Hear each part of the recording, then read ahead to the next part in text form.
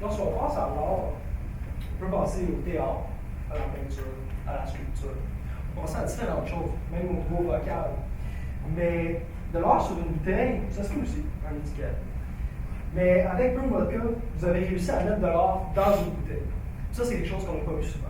Vous avez réussi à faire ça et ça nous a inspiré énormément d'idées. Avec ça, on va être capable de construire quelque chose qui va pouvoir partager le Romeo's Gin. C'est quelque chose qu'on va pouvoir partager au monde. C'est l'art de votre gin. Au niveau du déroulement, comment ça va se dérouler la présentation? On va parler de la problématique et du mandat. On va ensuite faire une analyse de la situation. On va parler des objectifs, ensuite des stratégies, et on va parler de l'échéancier et du budget.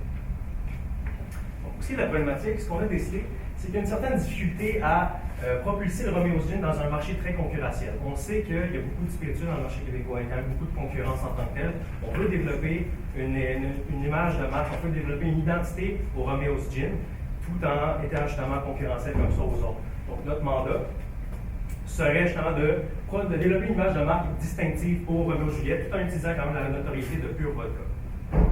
Donc, qui est notre clientèle cible? En fait, nous, on s'adresse aux amateurs de gin, qu'ils soient hommes ou femmes. Dans le passé, c'était majoritairement des hommes, mais on sait que c'est un marché qui est de plus en plus apprécié par les femmes. Donc, ils sont aussi sur le marché du travail. Donc, c'est des gens qui sont occupés, oui, mais qui aiment prendre du temps justement pour vivre une expérience. Donc, non seulement que ça soit d'aller acheter la bouteille à la SAQ, mais aussi de la préparation, donc que ça soit à travers un drink et la consommation. C'est des produits qui vont chercher, c'est des gens qui vont chercher un produit de qualité et unique, mais aussi à bon prix. Puis qui vont avoir une conscience de l'image qu'ils projettent. Donc, justement, ils vont un peu se réaliser à travers leurs achats. Puis, c'est pour ça que le processus de recherche, pour eux, c'est quelque chose qui va être assez important. Donc, ils vont vouloir s'assurer d'avoir le meilleur produit possible pour eux, convenant à leur personnalité. Ils vont aussi consommer leur gin de manière sociale, beaucoup, donc entre amis, entre familles, justement après le repas, en tant que digestif. Donc, au niveau des forces, on parle de la notoriété. Pure Vodka a gagné des prix au niveau mondial. Donc, on va utiliser ça pour propulser le Romeo's Gin. On parle aussi d'un produit québécois. C'est pas tous les jours qu'on voit un produit québécois sur le marché mondial, surtout au niveau de l'alcool. On va se démarquer à ce niveau-là. Il y a plusieurs distinctions, comme je l'ai mentionné, mais aussi pour le Romeo's Gin, qui a gagné 2 fois l'or. Il y a aussi l'excellent rapport qualité-prix. On parle d'un produit de très haut de gamme qui est offert à un prix abordable. C'est pas quelque chose qui est excessivement cher. On ne parle pas d'une bouteille à 150 $, on parle d'une bouteille à 38 $. C'est accessible. Il y a aussi l'originalité du produit par exemple. Donc, c'est un produit qui est original, c'est un produit qui est fréquent. On pense à de l'alcool fort, on pense surtout à un goût qui est très très fort. Personnellement, je l'ai déjà consommé ce produit-là et je peux vous dire que c'est excessivement frais, c'est facile à boire et c'est ça qu'on veut partager au monde. Il y a aussi le fait que Nicolas Duvernois, c'est un entrepreneur qui est très passionné et très engagé. Ça, c'est une force pour l'entreprise parce qu'il n'aura pas peur de défoncer les murs pour aller chercher ce qu'il veut. Au niveau des faiblesses, on parle d'une expérience limitée. Il est motivé, il est passionné, parfait, aucun problème. L'expérience est limitée, donc il y a des décisions à prendre qui parfois peuvent être difficiles à prendre et c'est là-dessus qu'il va falloir faire attention. Donc, au niveau des ressources financières aussi, on parlait que c'était difficile d'aller chercher du financement au niveau des banques, ces choses-là, mais on va aller pallier à ça. C'est pas quelque chose qui est très compliqué parce que nos stratégies vont nous permettre d'aller chercher plus de ventes et d'aller chercher les marchés disponibles. En ce qui a trait aux opportunités maintenant, bien, c'est sûr qu'on peut justement utiliser cette notoriété-là, l'effervescence qu'il y a eu pour Pure Vodka, pour la promotion du Romeo's Gin. Donc, c'est très intéressant pour nous. Aussi, la popularité de la mixologie. Donc, dernièrement, on a vu beaucoup d'événements qui ont pris place. Par exemple, à Longueuil, il y a eu le festival Caribou. Donc, c'est un festival qui mettait de l'avant différents types d'alcool, comment les consommer, etc. Les événements et festivals autres, donc on parle vraiment ici d'événements grand public. On peut parler du festival de jazz à Montréal, où on va peut-être être capable de venir chercher cette clientèle cible-là qu'on a. Donc c'est quand même intéressant, c'est une belle opportunité pour nous. Il y a l'expansion internationale, bien sûr, on en a fait mention, mais avec le Romeo's Gin, c'est possible aussi. L'utilisation de technologies, c'est-à-dire développer un peu plus la plateforme des réseaux sociaux. On pourrait aussi développer une application, par exemple, développer quelque chose d'un peu avant-gardiste qui viendrait justement être cohérent avec le produit qu'on a. Puis la conscience sociale. Donc, cette opportunité-là qu'on saisit déjà à travers la Fondation Roméo, justement, qui vient en appui aux artistes. Pour les menaces, bien sûr, il y a la concurrence, que ça soit direct ou indirect. On a plusieurs spiritueux à la SAQ. Il y a la difficulté de pénétration dans les SAQ. On sait que le Romeo's Gin s'y trouve déjà. Par exemple, il faut qu'il conserve cet espace tablette-là. Puis il y a le contexte économique. Donc, en temps de récession, par exemple, les gens vont couper dans le luxe, puis l'alcool, malheureusement, pour plusieurs, ça fait partie d'un luxe. Donc, pour ce qui est de l'objectif, nous, on a défini un objectif quand même relativement atteignable, sachant qu'il y a eu 75% d'augmentation de vente en un an pour Pure Vodka. Nous, on cherche simplement à atteindre 15% d'augmentation de vente pour la première année. Donc, d'ici un an, 15% d'augmentation de vente sur Romeo's Gin. Préalablement, nos 3 stratégies, on voudrait en fait ajouter le logo du Pure Vodka. Donc, pas nécessairement le nom, tout simplement retrouver le petit pic sur le boulot en fait de la bouteille pour juste retrouver toujours ce petit lien-là qu'on a avec Pure Vodka, s'identifier comme Pure Vodka, aller chercher la notoriété de Pure Vodka, le succès qu'on avait avec cet alcool-là, le retrouver sur Romeo's Gin. On n'entre pas, on ne vient pas interférer avec l'art qu'il y a sur la bouteille, on ne vient pas interférer avec l'identité du Romeo's Gin, on vient simplement ajouter un petit lien qu'on avait avec l'ancienne. Et on voudrait inscrire à l'endos de la bouteille, en fait, mettre l'emphase sur le fait qu'on encourage les artisans d'ici avec un petit 5% des profits qui sont distribués en fait à la Fondation Romeo. Donc, au niveau de la stratégie numéro 1, on l'a appelé Romeo Technique. Ce qu'on veut faire avec ça, c'est une grosse campagne de communication sur les réseaux sociaux. Donc, on veut une présence active, on veut interagir avec nos consommateurs. Donc, ce qu'on fait, on va les chercher sur Facebook, Instagram, Snapchat et YouTube.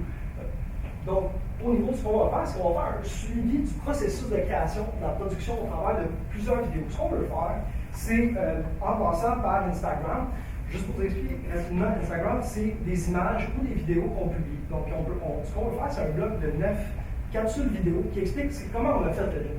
Ça vient d'où? C'est quoi l'histoire derrière ça? On va faire des capsules vidéo pour partager ça aux gens qu'on va diffuser sur Instagram et sur Facebook. Comme ça, les gens vont avoir vraiment accès. On va aussi diffuser sur YouTube. Donc, on veut vraiment que les gens comprennent ça vient d'où, c'est quoi la passion qu'il y a derrière ça, c'est quoi l'image qu'on veut donner à ça, c'est quoi, qu'est-ce qu'on utilise comme ingrédient pour faire ce gin-là. Les gens sont curieux, on l'a dit tantôt, les gens sont de plus en plus informés, on va leur donner de l'information. On veut aussi proposer des idées de recettes et de boissons, des activités à faire en groupe sur les pages Facebook et les réseaux sociaux. Pourquoi? Parce que les gens, en voyant qu'on leur donne des idées, vont faire « Ah, c'est vrai, je peux faire ça avec tel gin. » Donc, c'est des choses qui sont intéressantes pour eux. Je peux créer des cocktails, la mixologie, c'est quelque chose qui est de plus en plus populaire et on va aller exploiter ça avec ça. On veut aussi avoir une plateforme de visibilité pour les artistes québécois. Donc, ce qu'on veut faire, c'est que Romeo's Gin promouvoit énormément l'art.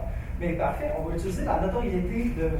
Duvernois pour partager ça. Donc, sur la page de Romeo's Gin, sur Facebook, Instagram, Snapchat et YouTube, on va pouvoir mettre les artistes de la semaine, des nouvelles œuvres, une carte interactive pour partager certains endroits où il y a des galeries d'art, où on va exposer des œuvres que l'équipe Romeo's Gin a aimées ou que M. Duvernois a aimées. On va aller utiliser cette notoriété-là.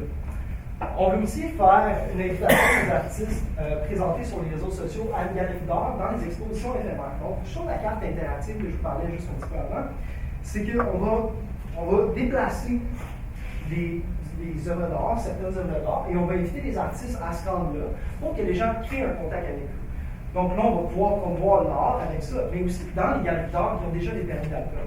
Donc, on va en profiter pour servir le gin à ce moment-là, dégustation. C'est le temps, on est en contact direct avec le consommateur, on va lui proposer, on va lui expliquer qu'il y a 5% de l'argent qui est utilisé par la vente, dans le fond, qu'on va remettre à la fondation pour promouvoir l'art. Aussi, il va y avoir le bar sur place qui va, justement, ce que je viens de parler, qui va permettre d'essayer le produit. Au niveau des avantages, il y a une proximité avec le consommateur, on va encourager l'essai, on va leur servir directement du gin. Il y a aussi des coûts raisonnables à ça, c'est pas très dispendieux les réseaux sociaux, on peut faire beaucoup de sponsorisation pour pas cher. On peut cibler les gens qui aiment les différents rhums, les différents vodka, les différents gins, donc on va aller les chercher avec ça. On va aussi avoir une accessibilité incroyable parce que tout le monde a un téléphone dans sa poche. Parfait, mais Facebook, c'est facile, on clique sur l'application, c'est sponsorisé, ça va sortir assez rapidement. Il y a aussi un partage des valeurs. L'art va être partagé au travers de ça. Les inconvénients, c'est sûr qu'il va falloir avoir certaines ententes avec les artistes. Les artistes peuvent parfois être difficiles. Et il va y avoir un gros effort de créativité à faire pour faire les vidéos, Snapchat et tout ça. Ça va prendre des petites mises en scène, des scénarios. Qu'est-ce qu'on peut publier, qu'est-ce qu'on garde secret. Et donc, c'est au niveau de la créativité, pardonnez-moi, c'est ça qu'on va travailler ici. Donc, la stratégie 2, nous l'avons intitulée Pour l'amour de l'art. En fait, qu'est-ce qu'on vise avec cette stratégie-là? C'est vraiment de mettre l'avant une de nos valeurs principales, la promotion des artistes, puis la promotion des artistes d'ici surtout. Donc, ce qu'on cherche avec cette stratégie-là, c'est de créer une exposition d'art extérieure et gratuite. On a pensé au quartier des spectacles parce que c'est un quartier où il y a beaucoup de gens, donc une très forte visibilité. Ça sera un événement annuel d'une durée d'environ 1 mois, donc pendant l'été. Justement, pourquoi on a choisi pendant l'été? On a un produit, un gin qui est frais, donc on veut justement rappeler cet aspect-là, mais c'est aussi parce que c'est justement le meilleur moment pour avoir une visibilité. Ce qu'on cherche, en fait, c'est de disposer des bouteilles géantes avec les réalisations de différents artistes en tant qu'étiquette. En fait, on demandera à plusieurs artistes de contribuer, donc de créer des œuvres d'art uniques, qu'on imprimera ensuite sur des étiquettes géantes, puis qu'on disposerait sur vraiment des bouteilles de Romeo Gin géantes un peu partout à travers le quartier des spectacles. Donc, ça créerait un petit peu une attraction. Les gens qui se promèneraient pendant l'été, donc pendant les festivals, par exemple, ça piquerait leur curiosité. Puis, à travers ça, non seulement ils pourraient se prendre en photo, partager sur les réseaux sociaux à l'aide d'un hashtag, mais ils pourraient aussi, en fait, voter. Donc, c'est un concours avant tout. C'est un concours pourquoi? C'est un concours pour la prochaine étiquette pour l'année suivante. Donc, justement, la personne qui va avoir l'artiste avec le plus de votes va voir son œuvre en fait imprimée sur les prochaines bouteilles de Romeo Gin. Puis, nous, en tant qu'entreprise, c'est bénéfique pour nous comment? Bien, c'est bénéfique dans le sens que cette visibilité-là, non seulement à travers l'exposition qu'on va avoir eue, mais aussi à travers les votes des gens. Donc, pour voter, les gens vont devoir se rendre sur le site Internet, donc sur le lien. Il va y avoir un code QR, en fait, disposé à côté des bouteilles. Donc, avec leur téléphone intelligent, ils vont simplement pouvoir scanner le code QR ou se rendre sur le lien, puis ils vont pouvoir voter, mais ils vont aussi pouvoir suivre le processus de création des artistes. Donc, c'est vraiment de créer un lien avec le consommateur. Puis, à ce niveau-là, c'est vraiment de montrer à quel point Romeo Gin, c'est pas une entreprise qui ne vise seulement que les profits, mais c'est aussi vraiment une entreprise avec une conscience sociale forte. On vendra aussi les œuvres aux enchères au profit justement de la Fondation Romeo. Donc, tout ça, en fait, ce que ça nous apporte, c'est une énorme visibilité, comme je l'ai mentionné. On est dans un quartier où il y a une très forte densité. Puis justement, dans une période touristique, c'est pratique pour nous aussi, surtout si on vise l'international. Donc, ça crée un peu une notoriété. L'effervescence, donc justement, on pique la curiosité. L'incitatif à l'achat, donc ça, je ne l'avais pas mentionné, mais les gens, quand ils vont voter, en fait, ils vont avoir un coupon, donc un coupon rabais pour l'achat d'une bouteille dans le futur. Donc, c'est comme ça qu'on va venir réaliser nos ventes aussi. Le partage des valeurs, puis la relation avec le consommateur à travers le site web. Pour les inconvénients, c'est sûr qu'il y a des coûts très élevés à ça, à la réalisation des œuvres d'art, mais aussi à la location de l'espace, si on veut. L'organisation qui est nécessaire, puis la météo, bien sûr. On est en été, il peut y avoir des intempéries, donc il faut prendre ça en considération. Mais on pense qu'en général, c'est très faisable. Pour notre troisième stratégie, et non la moindre, qu'on a institué Découvre le pêcheur, c'est en fait, on voudrait faire déguster le produit. Comment est-ce qu'on fait? Il y aurait deux façons. La première serait événementielle. Dans les événements à l'extérieur, un peu comme on expliquait, donc par exemple la Sainte-Catherine célèbre, Just for Laughs, des festivals comme ça, dehors, on aurait un petit kiosque où est-ce qu'on pourrait faire goûter aux gens notre produit, donc des petits échantillons. Et on leur offrait également la chance de commander un drink fait par un barman. Et là, à ce moment-là, on lui montrerait comment faire, donc un petit cours de mixologie juste sur son drink, comment tu fais ton drink. Et à ce moment-là, on lui ferait payer tout simplement pour son drink. Donc, une façon de rentabiliser le kiosque. On ferait décorer le kiosque par justement des artistes ici. Donc, encore une fois, le lien avec les artistes qui est créé. Ce qu'on voudrait faire aussi, c'est leur distribuer un certain pamphlet avec des idées de drink, des idées comme ça de recettes qu'ils pourraient faire, quoi manger avec le gin. Donc, un petit complément, une valeur ajoutée à ça. Ce pamphlet-là serait également disponible en SAQ. Donc, à côté des bouteilles pour pousser un petit peu la vente en SAQ.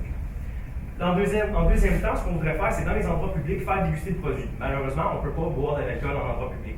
Ça, c'est le fameux parrain qui nous empêche de faire ça.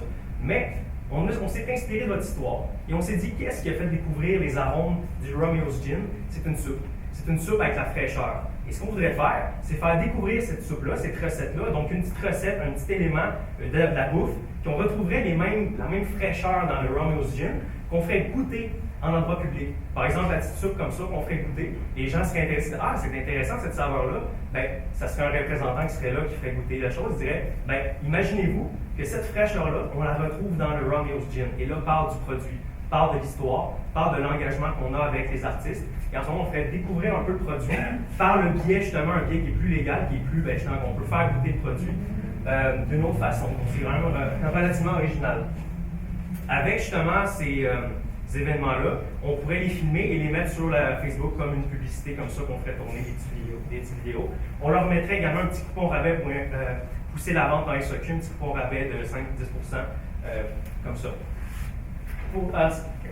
Les avantages reliés à cette stratégie-là, c'est qu'on a un contact direct avec le client, on encourage l'essai et la vente en magasin, on a quand même beaucoup de visibilité qui est créée, le partage des valeurs, on peut partager, discuter avec notre client, une expérience qui est unique, qu'on ne voit pas souvent. C'est sûr qu'il y a certains coûts qui sont associés à ça et il y a de l'organisation qui est nécessaire, donc les événements, mais on est dépendant de la météo également. C'est sûr que si on a un été pas très beau, ça ne nous permet pas d'être efficace. Donc, on a choisi cette stratégie-là. Pourquoi? Parce que justement, comme je disais, c'est qu'il y a un lien direct avec le client. On peut partager nos valeurs. On est également capable de profiter de la popularité justement de la mixologie. On est capable de profiter de la notoriété également de Pure Vodka en parlant, en discutant avec le client comme ça. On met l'emphase sur l'art, nos valeurs, donc l'art, l'encouragement des artistes d'ici. Et on encourage l'essai et la dégustation. Et quand on regarde, quand on analyse notre stratégie, si à long terme on décide d'aller à l'international, on est très bien capable d'utiliser cette stratégie-là et d'appliquer à l'international dans des autres villes, que ce soit à Vienne, Paris, en Italie, peu importe. On s'est capable de faire cet événement-là et de faire connaître le produit international de cette façon-là. Donc, pour ce qui est de l'échéancier, c'est sûr qu'on a un échéancier qui est très serré parce que nous, justement, notre but, c'est que les kiosques soient disponibles pendant l'été. Donc, dans les 2 prochains mois, soit avril à mai, ça serait le développement des recettes et du pamphlet, la création du kiosque par les artistes ainsi que l'organisation des événements. Donc, c'est 2 mois qui vont aller très rapidement, mais on sait qu'on est capable vraiment de faire quelque chose de très complet. Par la suite, la participation aux événements, on a cédulé dans le fond de juin à septembre, donc la plupart des événements grand public ont lieu dans ces mois-là. Par contre, on a aussi mis décembre parce que c'est là où il y a beaucoup de marchés de Noël. Donc, on a dit que ça serait intéressant peut-être de faire des kiosques aussi pendant Noël, justement, pour peut-être propulser la vente. On sait qu'à Noël, on se retrouve beaucoup en famille, entre amis, donc c'est quelque chose de très intéressant.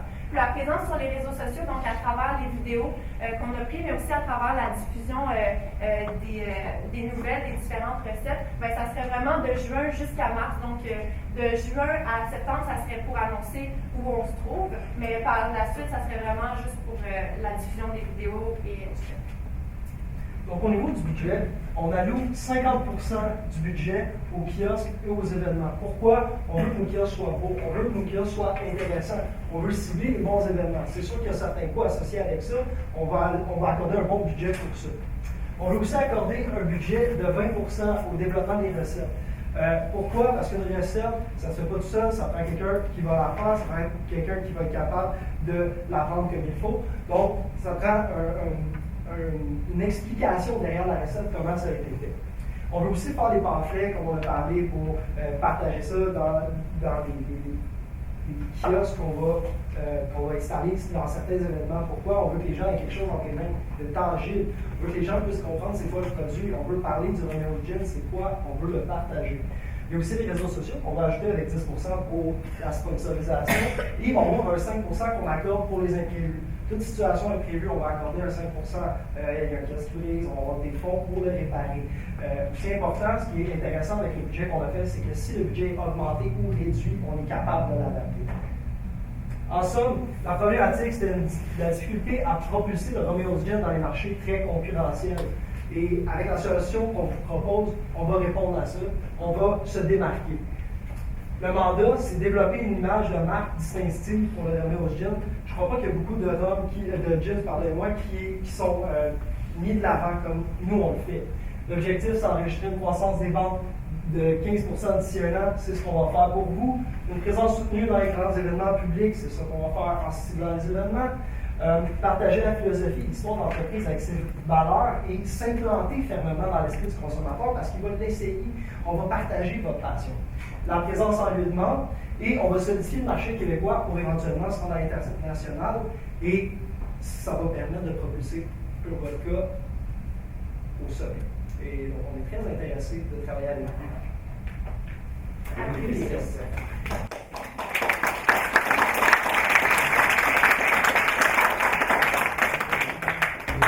merci. La présentation a duré 17 minutes 40. Je laisse la parole au juge pour une période de questions de 5 minutes. Avant qu'on commence, j'aimerais ça avoir vos prénoms. Je sais qu'on s'est échangé rapidement. Olivier. Christine. Et Jessie.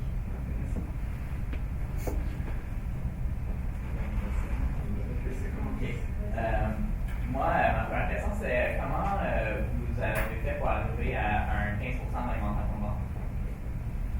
Dans le fond, au niveau de la stratégie qu'on propose, si c'est possible, juste retourner à la stratégie numéro 3. Donc, ça serait la stratégie numéro 2.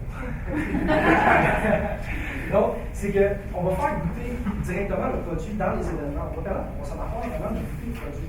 On sait que notre produit, c'est quelque chose qui est de haut de gamme, c'est quelque chose qui est accessible, de 1 par le prix, de 2 par la saveur, le goût. Okay? C'est quelque chose qui est intéressant, c'est quelque chose qui sort de l'ordinaire. Mais votre produit, c'est dans le seul à ce moment-là. En plus de ça, on a l'histoire derrière le produit. On ne vend pas seulement un produit, on ne vend pas seulement un gin, on vend l'histoire de M. Nicolas Duhamel. C'est aussi ça qu'on vend aux consommateurs. Globalement, on augmente beaucoup la visibilité et vraiment la notoriété encore plus du produit. On pense que ça va vraiment propulser les ventes ainsi.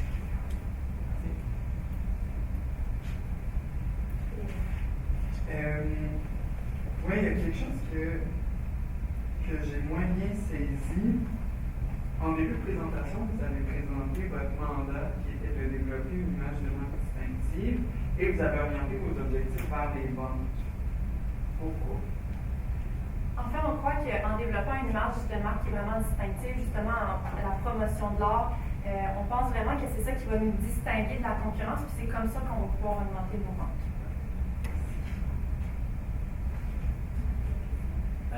Moi, une de mes questions, c'était comment vous faites pour arriver à décider sur la solution numéro 3 plutôt que les deux autres?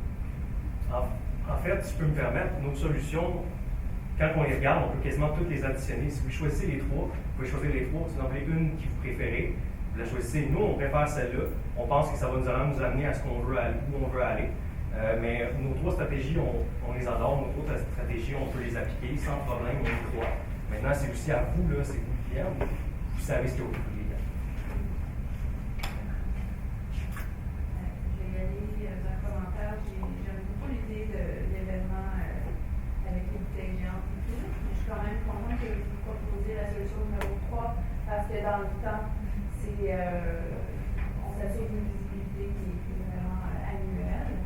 Et puis, j'ai une question concernant le nombre d'événements selon le budget alloué dans votre proposition numéro 3. Combien d'événements vous pensez que vous pouvez participer en fait selon le budget? Oui, si je peux me permettre, ça dépend du type d'événement. Les coûts sont variables. Donc, on ne peut pas s'avancer sur on va cibler ces événements-là, ces événements-là, ces événements-là. On va s'asseoir avec vous, on va discuter des événements qu'on veut cibler pour cibler le bon marché. Dans quel marché notre clientèle cible se trouve, dans quels événements elle va aller, et c'est ça qu'on va cibler comme événement avec vous. Parfait. Donc, votre recommandation, ce n'est pas nécessairement un nombre d'événements, mais c'est vraiment De cibler le bon événement, les bons événements. Parfait. Merci. Je vais utiliser le temps pour vous donner des commentaires parce que je suis le même cet après-midi. J'ai beaucoup aimé, honnêtement, le fait que vous êtes allé chercher des informations qui sont à l'extérieur du cas. C'est bien. Et ce que j'ai beaucoup apprécié aussi, c'est les incitatifs à l'achat. Honnêtement, ça fait toute la différence. C'est ma question piège depuis le début. Là, vous m'avez piégé moi-même. Donc, honnêtement, pour ça, gros félicitations. Super bien. Merci beaucoup. Bravo.